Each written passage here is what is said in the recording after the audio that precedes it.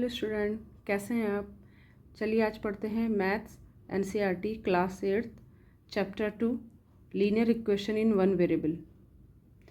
अब आपने सबसे पहला पॉइंट है इसमें, ये इंट्रोडक्शन वीडियो है इस चैप्टर की।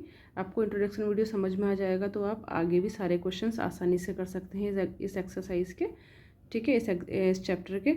अब ये सबसे पहला पॉइंट है इसमें अलजेब्रिक एक्सप्रेशन। अलजेब्रिक एक्सप्रेशन आपने 6th 7th दोनों में पढ़ा है। जो अलजेब्रा करके आपके पास एक चैप्टर था जिसमें आपने पढ़े हैं न्यूमेरिकल क्या होते हैं, कोफिशिएंट क्या होते हैं, और कांस्टेंट, वेरिएबल, ये सब आपने पढ़ा है उसमें कि किसी के टर्म क्या होती है, एक्सप्रेशन किसे कहते हैं, कितनी टर्म होती हैं एक उसमें। तो ये आपने सारे अलजेब्रिक एक्सप्रेशन पढ़ा है। जैसे आपके पास 5x 2x - 3 3x + y x² + 1, ये आपके पास एक अलजेब्रिक एक्सप्रेशन है जिसमें कि एक वेरिएबल होता है, एक कांस्टेंट होता है, बीच में एक्सप्रेशन के साइन भी होते हैं, जैसे मल्टीप्लिकेशन साइन इनके बीच में, ये सब्ट्रैक्शन का साइन है, इनमें एडिशन का साइन है, ठीक है।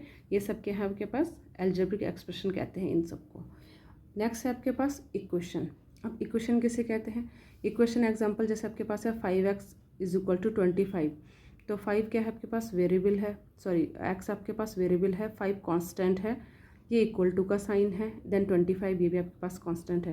तो इक्वेशन के सबसे मस्ट क्या होता है कि इसमें आपको पास 3 चीज़ें होती हैं। एक आपके पास कांस्टेंट होना चाहिए, बीच में एक्सप्रेशन कोई भी होना चाहिए, प्लस माइनस मल्टीप्लिकेशन डिवीजन, जैसे इसमें मल्टीप्लिकेशन का एक्सप्रेशन है, और आपके पास एक वेरिएबल ज़रूर होना चाहिए इक्वेशन में, और इक्वल टू का साइन भी होना चाहिए। अगर इक्वल टू का साइन नहीं है तो वो इक्वेशन नहीं मानी जाएगी। इन तीनों में से अगर कोई भी एक चीज़ नहीं होगी तो इक्वेशन नहीं मानी जाती। तो एक कांस्टेंट होना चाहिए, एक वेरिएबल होना चाहिए और एक इक्वल टू का साइन होना चाहिए। तो इन सब से मिलके बनती है इक्वेशंस, ठीक है। जैसे 2x - 3 = 13, तो इसमें क्या है, x वेरिएबल है, कांस्टेंट है, इक्वल टू का साइन है, तो ये कंप्लीट एक इक्वेशन है, ठीक है। आपके पास 3x² + y² = 9, ये भी आपके पास एक इक्वेशन है, ठीक है।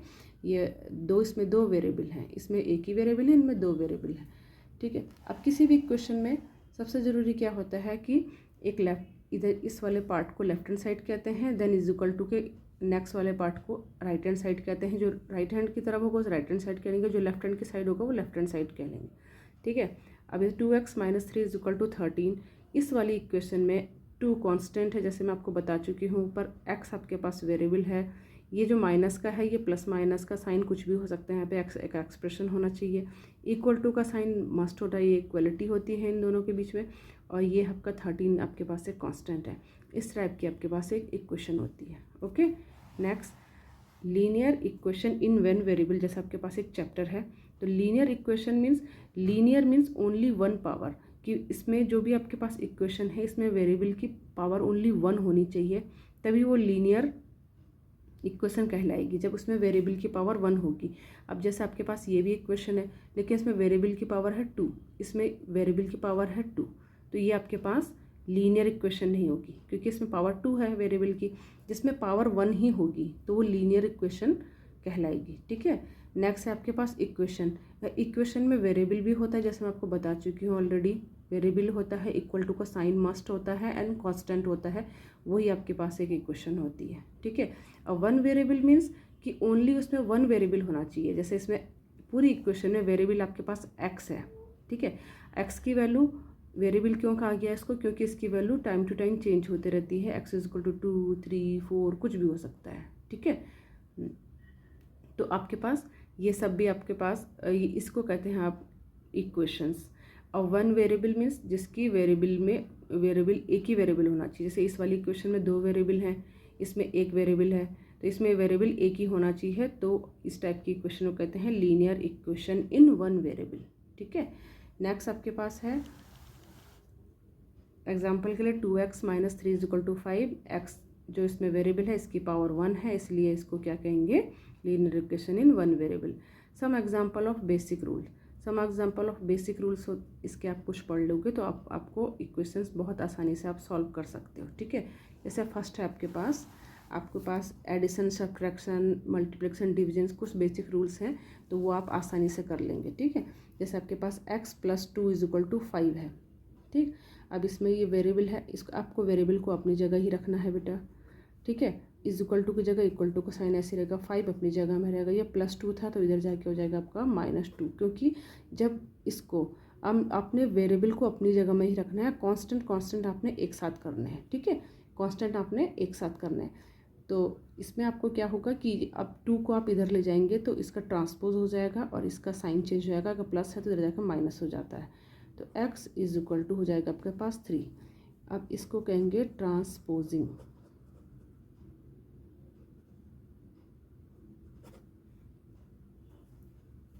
ठीक है। नेक्स्ट है आपके पास सब्ट्रैक्शन। फॉर सब्ट्रैक्शन के लिए क्या होगा कि x minus 3 is equal to 7, x minus 3 is equal to 7। अब x minus 3 is equal to 7, इसमें हमने क्या करना है, इसमें भी हमने फिर वेरिएबल को अपनी जगह ही रखना है बेटा।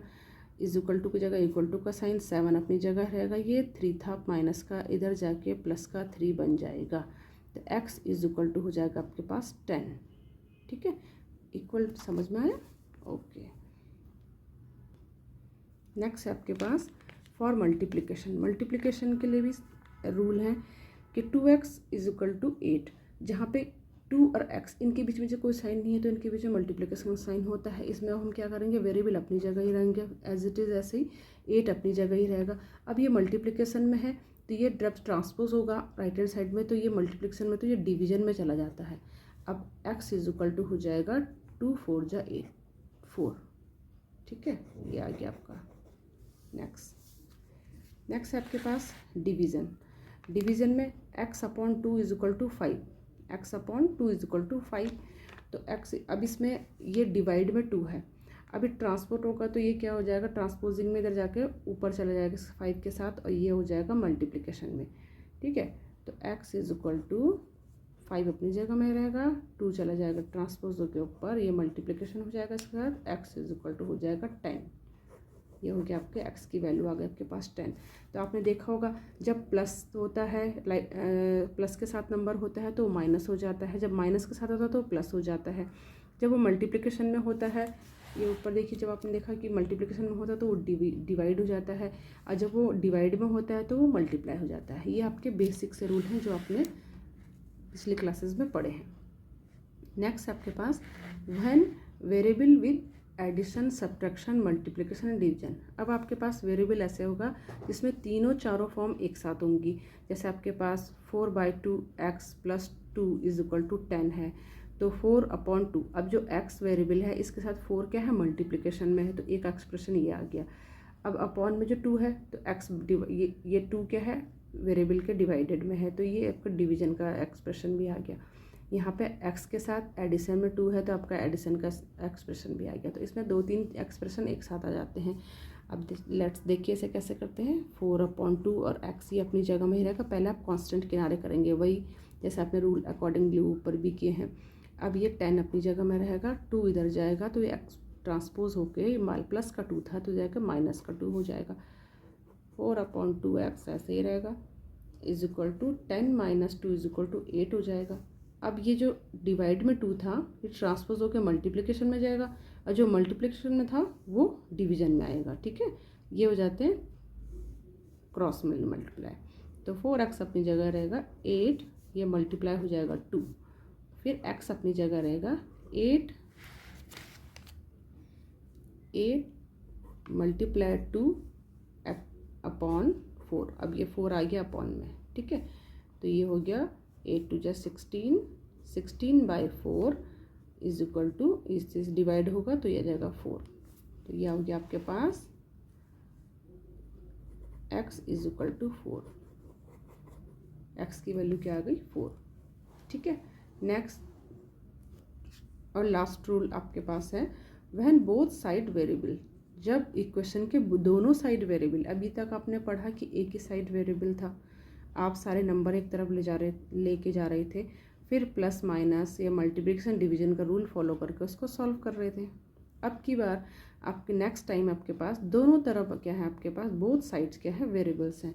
तो इसे आप कैसे करेंगे, 3x वेरिएबल एक साथ कर लेंगे और कांस्टेंट एक साथ कर लेंगे। x को आप इधर लाएंगे, ये माइनस का x था तो इधर आके प्लस हो जाएगा क्योंकि ट्रांसपोज कर समय साइन चेंज हो जाता है।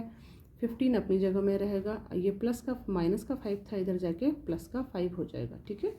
अब ये हो जाएगा 3x प्लस एक्स। अब ये x मीन्स इसके ये 1x है, 1 हम लिखते नहीं हैं तो इसे इसको 1x पढ़ते हैं। 3x प्लस 1x बन जाता है 4x, और ये 15 प्लस 5 बन जाएगा आपके पास 20, and x is equal to 20/4 जो कि डिवाइड करके आएगा 5।